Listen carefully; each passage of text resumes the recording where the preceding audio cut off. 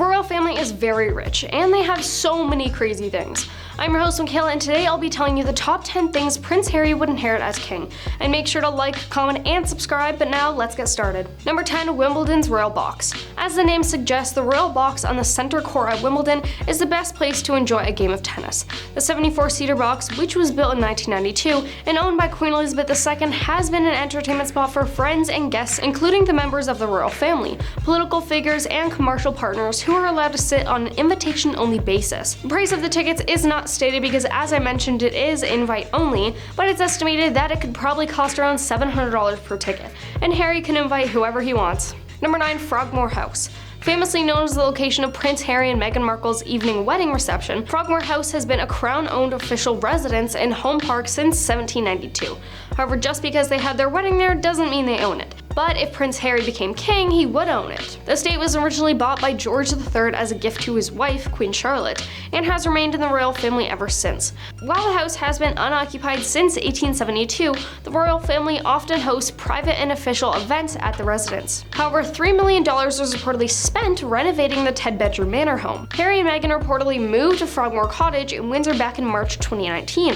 The property, which was previously used as a royal staff headquarters as well, required the renovation of, quote, 5 residential units in poor condition, according to the report. But now they reportedly live in LA. Number 8, the Queen's jewelry collection. Throughout her reign, the Queen earned a reputation not only for devotion to the monarchy and her people, but also as one of the best-dressed women of her time.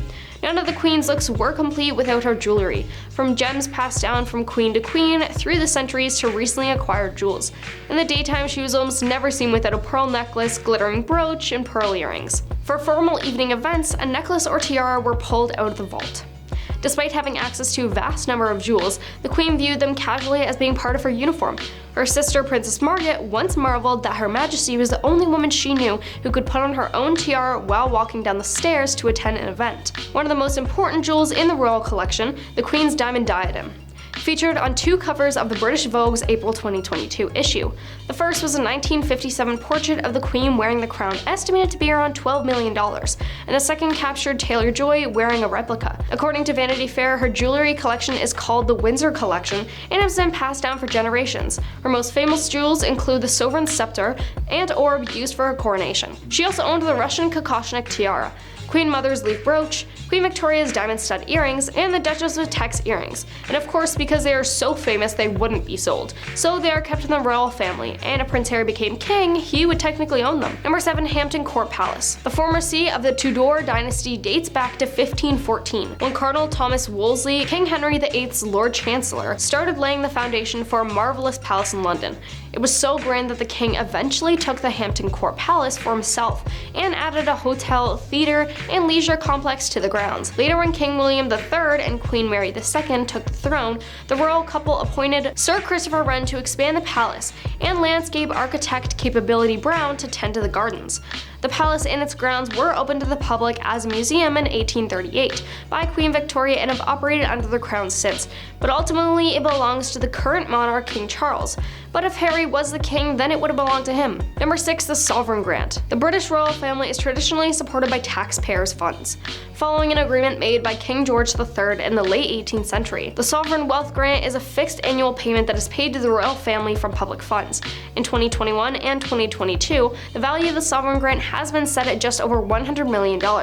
These funds are used to cover a variety of the expenses of the current king or queen, and the rest of the royal family, including travel costs, security, official engagements. The grant also helps fund the upkeep of royal residents, such as Buckingham Palace. The Sovereign Grant is used to support the queen or king and their family, as well as to pay the costs associated with the succession to the throne. And if Prince Harry became king, he would have access to all of that and more, ultimately raising his net worth, of course. Number 5, no taxes. If Prince Harry became king, he would inherit the majority of the late sovereign's personal assets in its entirety, without the British government receiving any compensation, according to a provision signed into law by the then Prime Minister John Major in 1993. Inheritances handed from, quote, a sovereign to a sovereign are exempt from the 40% tax imposed on assets worth more than $380. Number 4, swan population. I know it sounds silly, but whoever becomes the king or queen in fact does own every swan. Queen Elizabeth used to enjoy all manners of historic perks thanks to her position as monarch.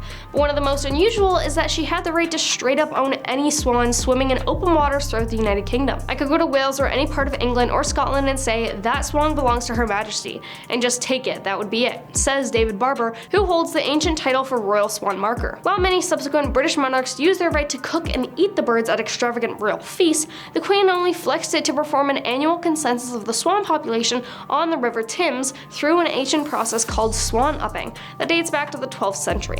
Every year, the royal family held a swan upping wherein she was told how many swans were under her possession through a 5-day ceremony, and if Prince Harry became king, he would also do the same, or he could eat them like previous rulers used to.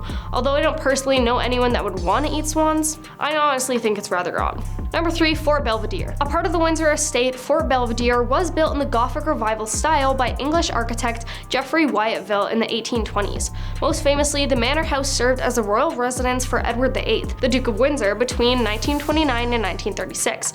During his stay, the then prince renovated many of the rooms to include more contemporary details and added horse stables, a swimming pool, and tennis courts. It was there that Edward signed his written abdication notice, stripping him from his royal title and his home. A few others have lived in the manor house as well, but recently rumors have started that the Forgotten Castle may become the Duke and Duchess of Cambridge's official new home.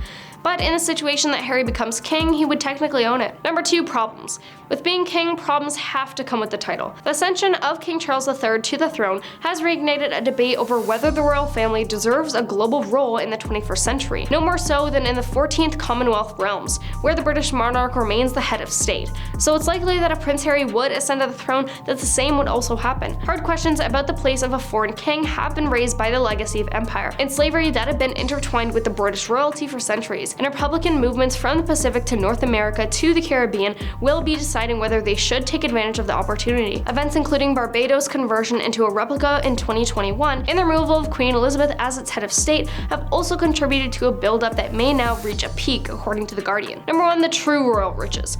The monarchy as an institution is in possession of royal riches that are worth an estimated value of $38 billion.